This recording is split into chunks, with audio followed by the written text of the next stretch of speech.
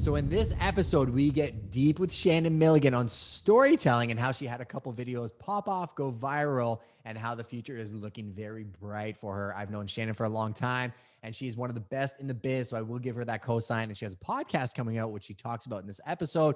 Definitely want to pay attention. Get a notepad because this is one that's going to help you move the needle. As always, I'm Justin Konikow. All you got to do is smash that like button, smash that subscribe button so you get notified on all these videos. We do them every Thursday live at 2 p.m. on our Facebook channel. As well, we post the back episode on Thursday around the same time on our YouTube channel. So I want to make sure you get that. We also have another series called Crack the Code, where we're giving you insights into things that we're learning in the marketplace that's helping us grow our business. Appreciate your attention as always, and enjoy the show. Welcome to the Prime People Podcast, where we cover all things that got us to where we are today, our team building strategies, the marketing and sales tips that we've learned through thousands of transactions, productivity tips, ways to really just hold yourself accountable to accomplishing what you want to accomplish, and all things content creation, personal development, and not to mention we have some of the best guests on the planet. So we are live on the Facebook Justin Konikow page, and I have one of my favorite people in the world here, Shannon Milligan. We go back, I think I said yesterday, it felt like it was coming up on close to a decade to like the Snap Pack days. It's got to be at least like 6 or 7 years though, right? Since we've actually known each other. I think 6 or 7. Yeah, that's about right. Yeah. And how did we meet? Do you remember? Social, but I don't remember the exact. It was Snapchat. Like it was literally, yes. it was through Snapchat. Initially, I think Bucky Beeman was the first guy that introduced me to the platform. I mean, I didn't even know him. I had him on Such my a good podcast. dude. He's a really good dude. And I have a hard time connecting with commercial real estate agents. There's just not a lot of them on social to the level that say we are. Then I saw Bucky, and then I've seen Ciano and Blake and a bunch of the other guys since then, which has been awesome. And then I think Bucky put me on to you. And then I think Dustin, Chelsea came into our world. So just shout out to the whole Snack Pack crew. You all know who you are. I'll tag you in the video. But yeah, I think, we were early adopters in that platform in terms of using it to tell our story throughout the day. Right. And then that evolved into obviously Instagram rolling out stories, and then us kind of all finding our own niches. Chelsea does what she does. Dustin's got the podcast, and Judy Fox is in LinkedIn. She comes into our world. But it came full circle where you and I were interacting on a new social media app called Clubhouse. We were talking about productivity, and we were doing all kinds of other stuff. And I'm like, you know what? I've never had you on our podcast. And it struck me when we were emailing back and forth, your videos that you do are probably some of my favorites on the planet. So I'm going to just roll like 30 seconds of one of your videos here. And then I'm just going to dig into your brain because I want to know where these ideas came from. And there's no context to this episode other than I really want to know how you tell stories. So let me just share this really quick, and hopefully the audio works. If you can give me a thumbs up, Shannon, when you hear the audio playing.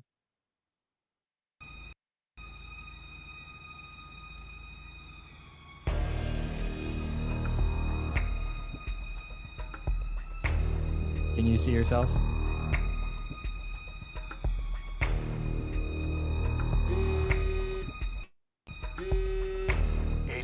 Where do we stand with the situation?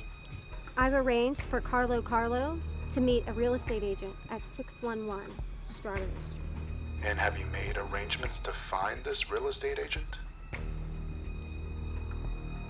Look at that. Look at the captions you did over the... I'm working on it. What do you mean you're working on it? We're out of time. Carla will be there today. You need to... I gotta go. So I'm going to leave that as a teaser. I'm going to backlink it into the episodes because I think it's so good. It evokes an emotion the second you saw it. The first time I ever saw that video, I definitely, ended up watching the entire thing, which is not something I typically do, right? Every real estate video is just kind of boring and very cut and dry, and they don't really evolve a whole lot. So, before we kind of dig into your backstory, this specific video, like the eye patch, the text overlays, the lady gardening, like where did this idea come from? So I had been doing some listing videos that kept evolving, trying to one up, and I did Mission Impossible and that sort of thing. And a videographer came to me and he's like, I think I remind him a little bit of Sandra Bullock, not in my looks, but in the, I'll make fun of myself. I'm okay with, just being silly. And he was like, hey, I have this idea, kind of like Miss Congeniality, remember, where she is the FBI agent, but he's like, I'd like to do something like that. So we collaborated. He came up with like these shots, and then I came up with like the real estate portion of, well, this is some of the stuff that people have asked us to do, and that sort of thing. And we shot it, and I'll tell you, I needed that in my life and in my business, because I had got tired of real estate, doing it the way everybody else was doing it, and which just felt, oh, here I go again, back on the treadmill. And so when we introduced video and that sort of thing, it changed my life. And that particular video, got picked up by Inman, and it was like 8 minutes long, and nobody was doing like short little movies. And so it definitely helped my career and helped me be known a little bit more for video, but it's super fun to do. And I think the key word there is you were having fun doing your job, right? Yeah. Like people don't understand this. If you can enjoy the process, it translates to the buyers and the people that come to the properties, and not to mention the virality of it, which we'll dig into in a second. I mean, actually executing on the mandate that you were given to sell this home. Talk about getting eyeballs on something that's incredible. But that feeling that you get when you put something together like that, it almost feels like you hack the system. You get to have some fun with a job that people may just do the same thing day in and day out, but then you end up getting a better result because you brought different things to the marketplace, right? For sure. I mean, it's been a huge blessing. I don't feel like there's a lot of accidents, though. I feel like certain people are brought into my life, such as the videographers and that sort of thing. And that man that did that particular video, he's the one that just did I don't know if you saw my Christmas shots, but we did a Christmas story. And I did see that one. Yeah. That was so funny. Yeah, it's funny now that you mention it. Yeah, he did those. And so, we have a lot of fun together. Yeah, and it's a world and a community of people that kind of drive you to be better, right? Which is why we're sitting down having this conversation. I can learn from you. There's things that I do in my crazy brain that I can kick over to you that, you could just take bits and pieces and make your own recipe out of it. But it's inspiring to be around people that inspire you. So that's the first thing I want to say to you is, the constant videos, and I've been seeing it, and I'm sure I've incorporated some of what you do into what I do in my own style. So, when you started shifting and doing that, how did you look at your real estate business? Because, I know everybody's just kind of chasing the same thing in real estate. I can tell that you kind of niched down and said, I'm going to focus on what I enjoy doing. And I also noticed you shifted towards working with clients by referral. That was something we've talked about in depth too, versus, chasing every single lead that's out there. And I mean, you're preaching to the choir. That's basically one of the primary things we do at Prime.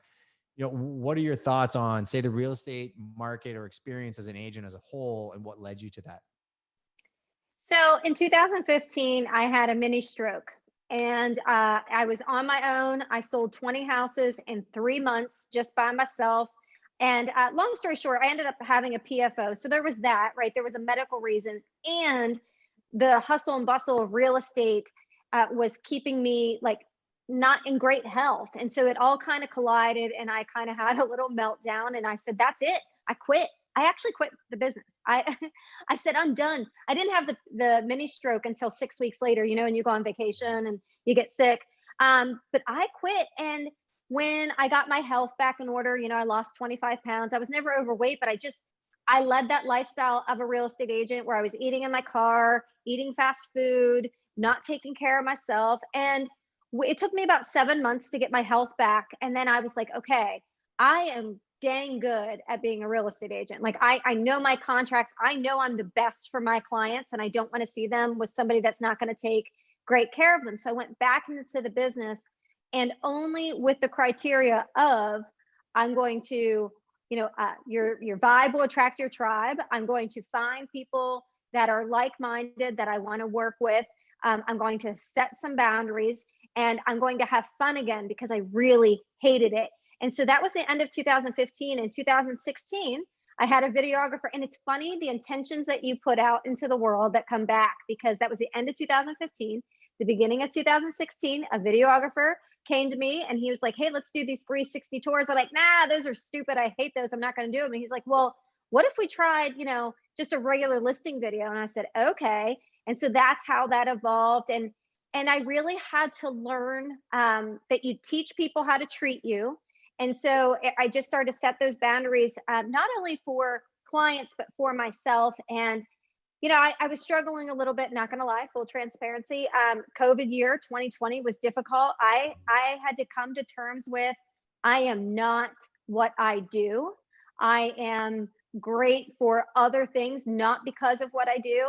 And now I feel like I'm have some excitement again for business, and I'm implementing again like I never had before. And I think we all go through these, these times where we have to burst out of the cocoon and become the butterfly. And then, you fly away and you live that life. And then you have to come out of the cocoon again as your next reiteration. And I'm back in that now. And video was a big part of it. And I think next, by the way, I haven't done a ton of videos because of COVID, because I don't want to get anybody sick. For sure. I have an amazing one that I cannot wait to video. It's going to be so good, and nobody's done it, and I'm excited. But it involves people. But I think beyond video, the next iteration of myself is going to be podcasting, such as what you're doing, and so that's what I'm working on next. But video has been just a huge blessing, and so hope that answers your question. It definitely does, and I want to parse that out into a few pieces because I think there's a lot of good value there. For the consumers that are watching this, because this isn't just for real estate agents, right? This channel is for anybody that's just living life, whether they run a business, their small business, their family members. I mean, we're all just going through this thing. Perception wise, people look at us online and they may think, oh my gosh, they have the perfect life. And everybody thinks that about everybody, because that's just the imagination world that social media actually is. When the reality of it is we all have similar struggles. We all feel pressure, right? But pressure creates diamonds. And I've gone through some very hard times since we've known each other as well, too, in terms of my identity, what I wanted my business to be, unrealistic expectations maybe I put on myself that translate to sellers and buyers. And then when I sit down and I look at, the tasks I'm given and what I actually executed on, as long as I can look back and say I provided a lot of value in that mandate, then it is what it is. I know that, I did everything that I could to provide more value than anybody else in that relationship. Sometimes people aren't the right fit. Rather than being hard on yourself, like most people are in this business, and just have this expectation that, they need to do every single file. There's more than enough business for everybody. And then not only that, we were talking about this as a team in December. So this is where your community can activate you. And I think you doing the podcast, I'm all in on that. I think you're the right personality for it. You have a great network. I've got a great network I can help you with as well. If you're like, hey, Justin, I want somebody that's in the fitness world. I'm sure you have somebody, but I'd be happy to connect with my people because we've got that co-signability. But your community gives you the ability to take a stark look at yourself and maybe just give you a different angle. Not that it's coming from a bad place, but it's just nice to get a second look, and you use your community as a sounding board.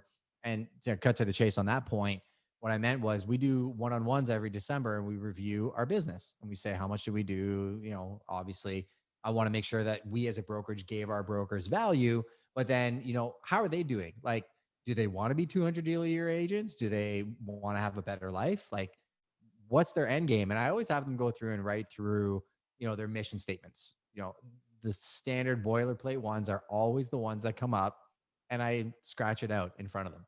And I say, no, what do you really want? Right. And there's one gentleman that works on this team who's in another office. So I'm thinking of him now, and he's like, I want to do more business, but feel less busy. And I want to be a better dad. I want to be an amazing husband. I want to have fun in my business. That's your mission statement. Right. I think in this industry, we screw around with it and we say, I want to do 300 deals because that guy over there looks like he's doing 300 deals. Meanwhile, his family hates him. His broker wants to fire him. He's taking money under the table. He's going to lose his license a week later anyways. And what does it matter? That's his life. I think you got to get super dialed in on who you are and what you want. And we're not defined by just being real estate agents anymore. You're Shannon Milligan. Like, I don't think of you as an agent. I think of you as a creator. I think of you as a storyteller. You happen to be an expert at real estate, which is great because people can use you for that. But there's a shift happening, and I can kind of tell just from our conversation. So it's nice to see that you're self-aware about that. Well, my husband has this thing he calls, it's your Woody Woofy. What do you want for you? And everybody wants me to create this big team. And I don't want it. I like 55, 60 homes a year, 30 for my buyer agent, 30 for me. It's a nice, manageable life. I still have time to see my kids now. I get to do things. I make a good amount of money doing that. And I don't want for more. Now, I do get lost every now and again in the Woody Woofy, right? I know what I want for myself, and it can be very easy, especially in this career in real estate, to have other people's expectations seep into you. For example, we have this thing at our brokerage called Icon Agent, and I've hit it 4 years in a row, and I get a lot of stock for it and all that great stuff. And it also stresses me out every year that if I don't hit that, I'm not a good person. And I will tell you, I'm so grateful for COVID, because I now see it coming full circle. He knows what he's doing. He knows what he is working out. And I am finally, I've never felt more centered for myself. I still have my moments, right? I still have the freak out moments. And then I come back to, okay, no, I am enough just for being here. And I get to bless and help so many people in my career.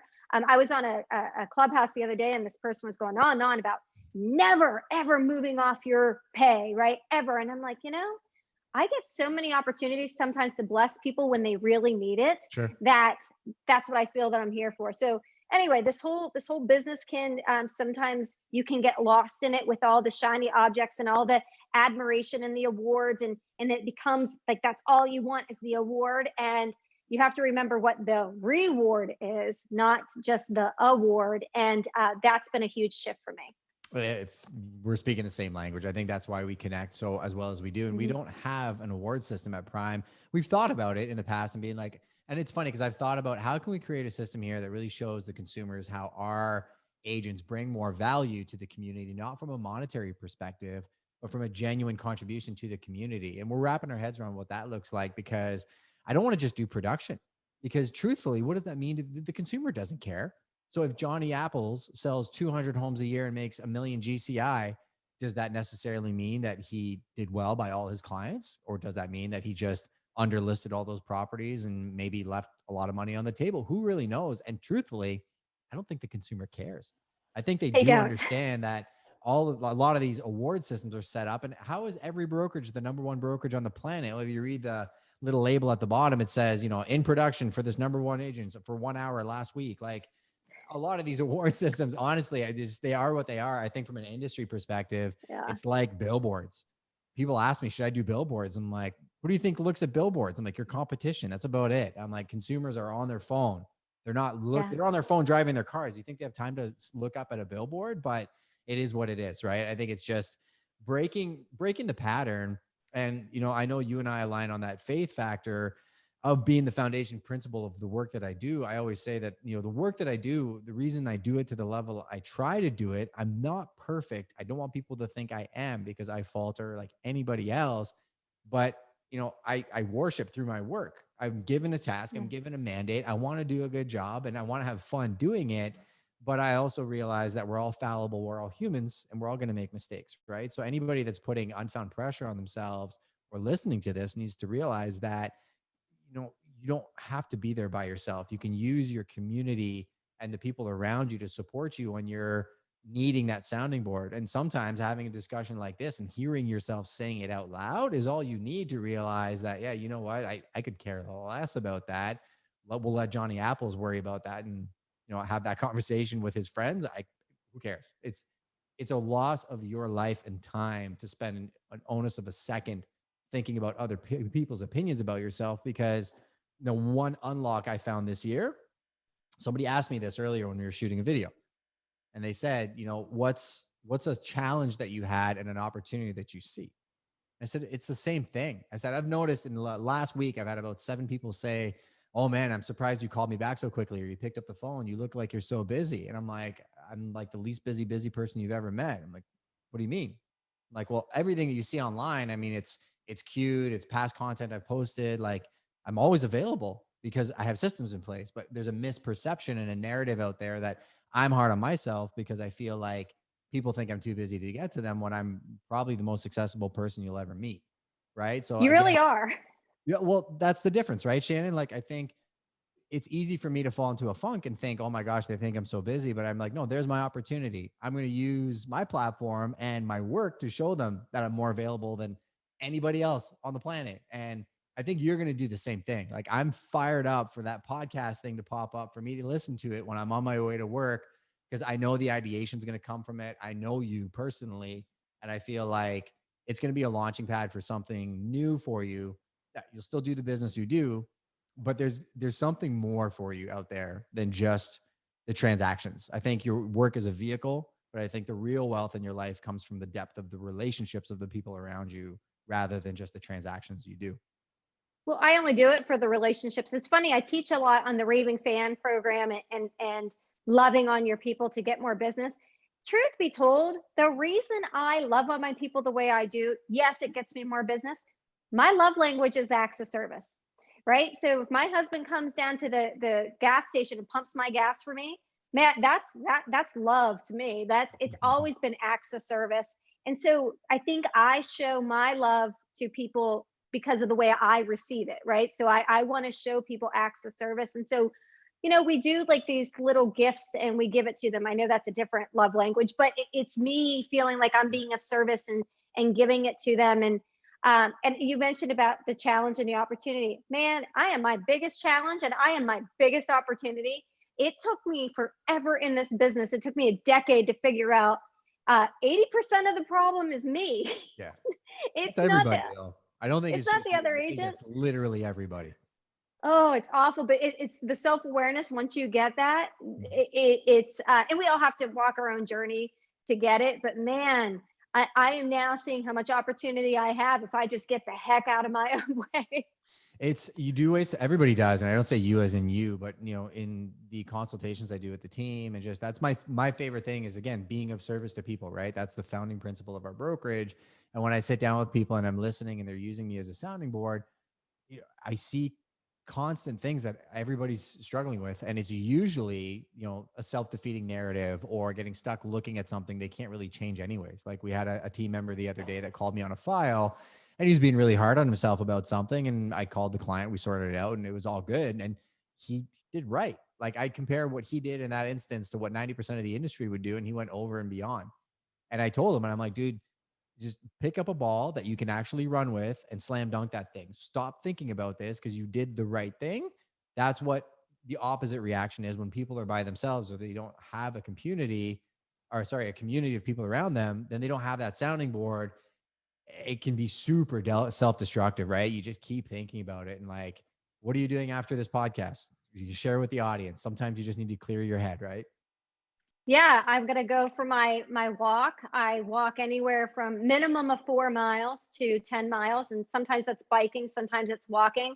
But I need that, and I make a lot of client calls when I'm doing it because that's my time now to call them back. I feel better because I'm physically active. I'm clearing my head mentally, and frankly, it's just I'm killing two birds with one stone, and I cannot let other people's lack of planning become my emergency. And so the walk is the 1 hour that I need for myself. I'm probably not like you, Justin. I have a feeling that you get up super early and work out. I said to my husband the other day, I'm like, wouldn't it be great if I could get up at 6? I'm like, well, maybe 6:30, maybe 7, maybe 7. I legit don't get out of bed till 8 a.m., sometimes 8:30, but I'm that one that works into midnight because that's Yep. just the way my brain works. But I got to take that hour for myself, and I don't care where I find it.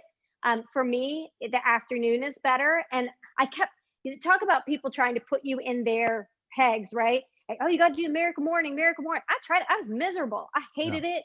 Didn't like it. So now I do what works for me. And, that's a 2, 3, 4 o'clock walk. And then I get back to, doing what I need to do. And I finally have learned to put my phone down for dinner at 7 p.m. And then at 8 p.m., the family goes on a walk. And when I get back at 9, I pick up my phone and I'm back on Clubhouse and all that stuff. But you have to set the boundaries for yourself and, to give love to your family. I want to bust a myth out there about hustle culture, right? Because I do think that's something that people, even Gary Vee, who I think people think is the godfather of it, like he's the most anti-hustle culture person that's actually out there. He just says, make use of the time that you do have. If you have ambitions and you want to do things, well, there's lots of time to do it. This is how you execute. But even say I take the format that I sent you of say my time blocking the other day, right? And I happen to have Miracle Morning as say like the template for what I do in the morning. Doesn't matter to me if that starts at 5:30 or it starts at 8 o'clock. And in true reality, in that same email I sent you, I said, I hit this, maybe 70% of the time consistently, but it's one of those things that I don't hit 100% of the time through COVID. I barely probably hit it even 100% or sorry, 70% of the time but everybody's brains works differently too. So understanding that if you're up on alert and your ideations come at 9 to 11 o'clock at night and that works for you, like there are times where I'm up, like last night, I was literally on a Clubhouse call with a pile of agents in my territory because I was clearing my inbox. My daughter, my wife were sleeping. This was like a beautiful time for me to get stuff done because nobody was awake. Nobody was messaging me other than these agents on Clubhouse. But I found myself to be ultra productive and I cut through like 120 emails. So I totally understand how those time blocks may shift one way or another. But again, you're not me, I'm not you. Everybody's got to figure out what works for them. And sometimes something that works for me doesn't work for you. Right. So I think Yep. it's trying different things. You've always been one to try. We talked about Well, this yesterday on Clubhouse, just going ahead and just trying an idea. And if it works out, great. If it doesn't. So how do you think of that when you try your ideas? Because if you stop and second guess yourself, you may talk yourself out of it. So ideation to execution, you just forge ahead. How does that happen in Shannon's mind? Do you script it? I'd love to get some insights into that.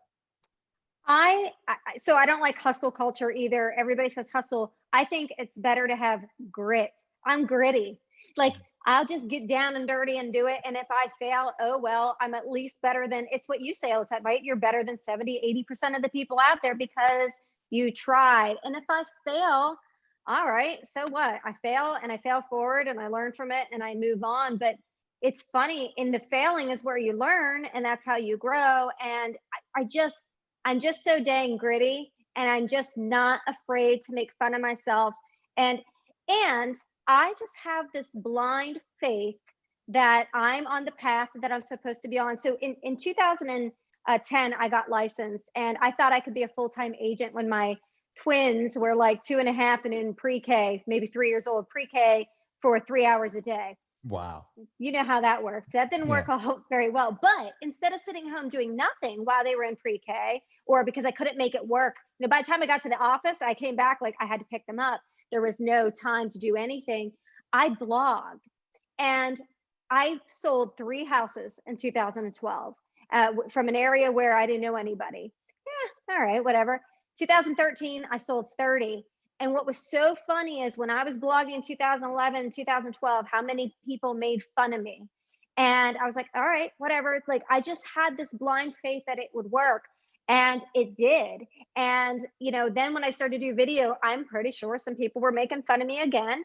And I just knew that if you do anything that you believe in, if you do it long enough and hard enough, and you truly believe in what you're going to do, it's going to work. I mean, it doesn't matter what it is if you just stick with it. The problem is so many people quit because they care about what other people think of them. And let's be honest, I do care what people think of me, right? Like, I mean, we're human. I try not to. It's none of my business what they think of me. But at the end of the day, I want people to like me. But once you get past that, and my goals are bigger than my failures. I'm just not afraid to try because I know that even if I fail, I'm going to learn something from it. And that's going to take me down the next path. But when people made fun of me and I ended up sticking with it and becoming successful, that showed me all you need is one little taste of success. And then like once you find that one diamond that you mined, but so many quit before that they don't even throw that last thing. And my husband likes to remind me, he's like, you're like a duck. And I'm like, what do you mean I'm like a duck? And he's like, people in general think water just comes right off your back because you're just floating along the surface. And he said, but what they don't see is what I see every day. And you're just pedaling your feet under there so hard. And he's like, and sometimes you go under and you have to push yourself back up. And, he's like, I wish more people were like a duck. And so I just try to be like a duck. I just pedal. And sometimes it looks like I'm gliding and every now and again, it looks like my head's going underwater, but I come back up with that fish and I move forward. That's your story though. That's what you need to share both through the podcast and kind of that next iteration of you coming out, because I'm the exact same way, right? Like, I mean, we've been doing some of the similar things in completely different markets since I've known you. And I've gone through the same iterations, right? Where like people in my own direct network would tell me things that other people were saying about the videos that we were doing and whatnot and making comments, because I happen to have a really good network of people who I always lead with serving them first. So to hear what they would say about people that I thought, outwardly to my face were very, very nice to me, say in the industry or whatnot. And then I watched 2 or 3 years later, and those same people are scrambling to copy the things that we're doing because they started working. The way I look at myself is I try to look at myself as the Wolverine of real estate, right? You can't stop me. I'm going to get shot. I'm going to get cut up. You're going to come at me. I'm literally just going to keep coming and coming and coming and coming and coming. So you can be a duck or you can be a Wolverine. You can pick whatever animal you want. It's the same concept. To me, it's fuel. I literally posted, I think, on my stories last night that anybody that told me I couldn't do it, thank you, because you're the reason that I'm doing it. Right. And it's funny because when those things have happened, right, and people have said things and I've heard them from people that are very good sources, literally a week later, I remember one instance, that same guy called me and he's like, oh, hey, yeah, I really want to collaborate with you guys. I think we could do some great things in the media space. And I could have used it as an opportunity to light him up, extended grace. I did the unhuman thing. The human thing would have been me reacting, which probably wouldn't have been very nice. But I said, no, by all means, you guys do what you do. We're going to keep hammering and do what we're doing. I just apologies. I don't have time for that.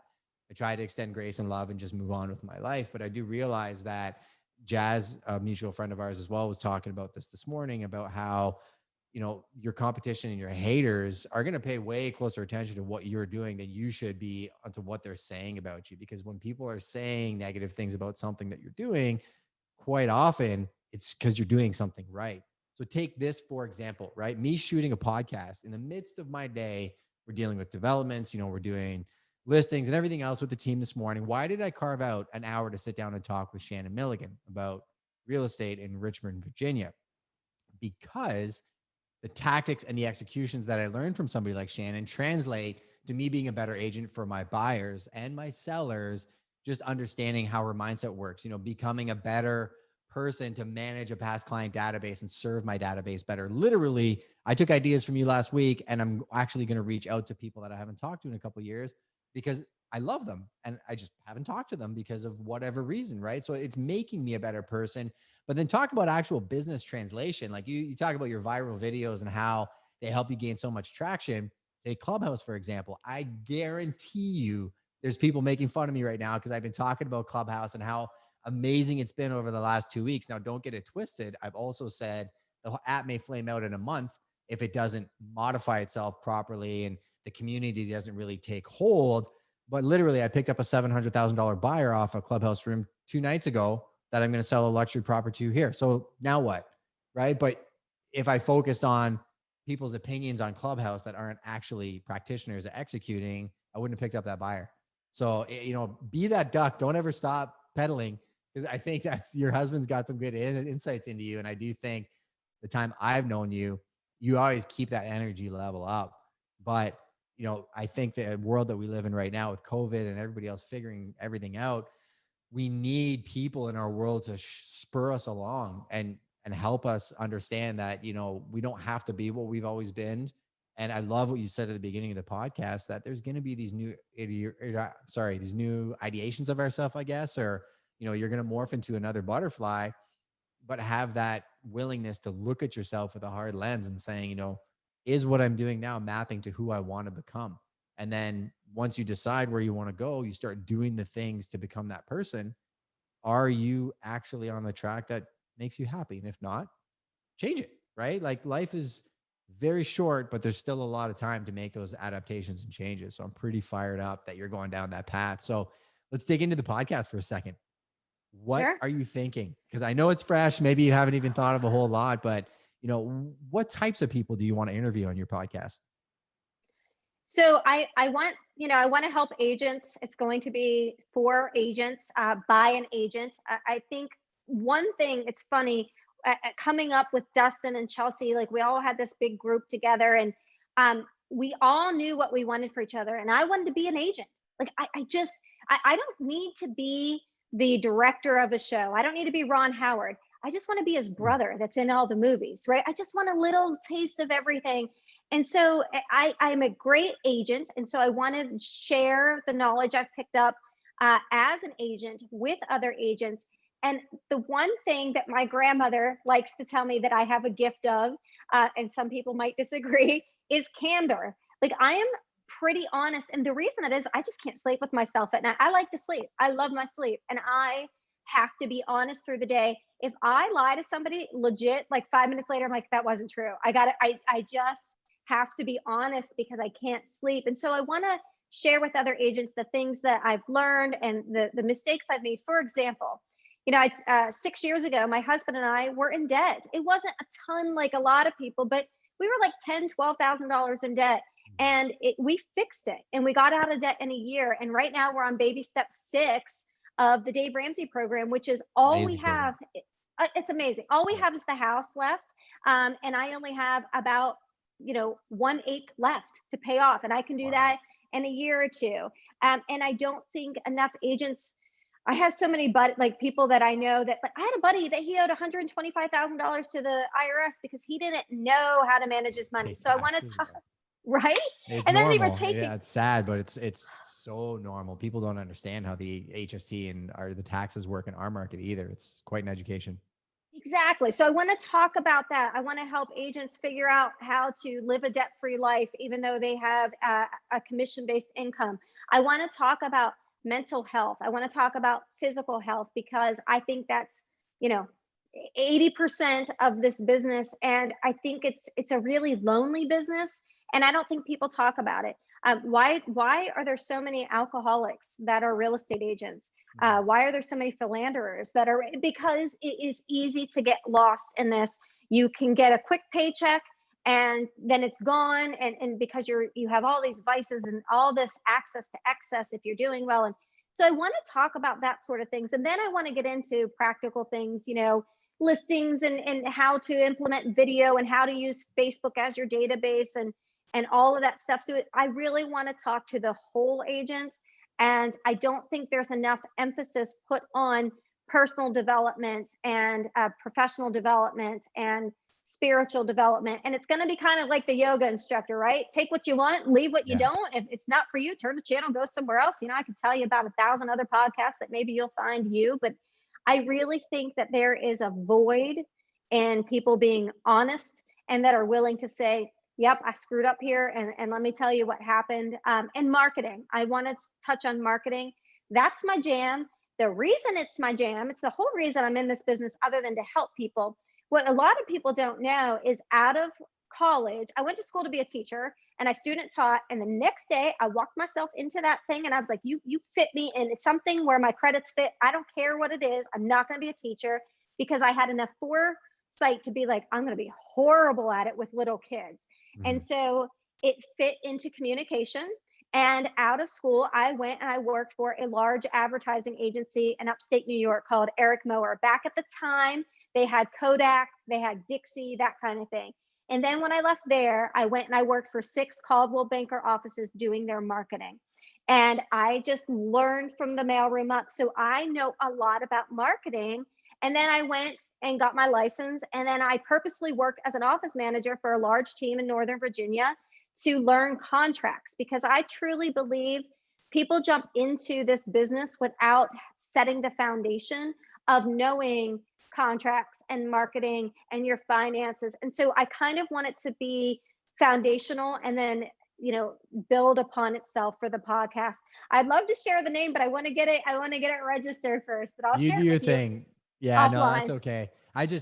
Phenomenal. I think it's so good. I think anybody watching this should realize that any podcast can be valuable, just look at it through the lens of how that person's looking through it. Maybe real estate, but I've said this before, if you're a coffee roaster or you're selling sneakers, same life applications apply. It's all marketing, sales. And then that personal development side is why we do this, right? Is to just add things to our lives that help us become better people and enjoy the process a little bit more. So definitely appreciate you taking the time, Shannon. I know I got to get you out on your walk so you can go enjoy some of that sunshine. Hopefully it's sunny in Richmond, Virginia right now, but I want to push people to your channels. So, where can they come follow you so that when you make the podcast announcement, they can come join you, and where's the best place for them to find you online? Well, thank you for having me. I just want to say before I tell everybody where they can find me, you are one of the most giving individuals, and it's no wonder that your real estate team does so well, because I think when you lead from your heart, it's evident. And I appreciate anytime I've asked for something, you're like, here, like there's no question asked. And I hope that's reciprocal. I did not mean to be smart with this when I started real estate, but I chose the name RVA Home Team across all social channels. And I kept it. I wish I could say I was just smart and knew to do that. No, I just did it. So you can find me on Instagram. By the way, if you go to Instagram, which all these people from Clubhouse are, mine's not the best Instagram. I'll get there. Who I cares? really excel at Facebook. So you Yep. can find me on Facebook. My personal page is Shannon Milligan. I keep it public. I'm open like 7-Eleven, and RVA Home Team on Facebook is my business page. And you can just find me on Clubhouse, and it'll be really interesting to see what happens to that. By the way, as a side note, because you mentioned it could be great or it could fizzle out.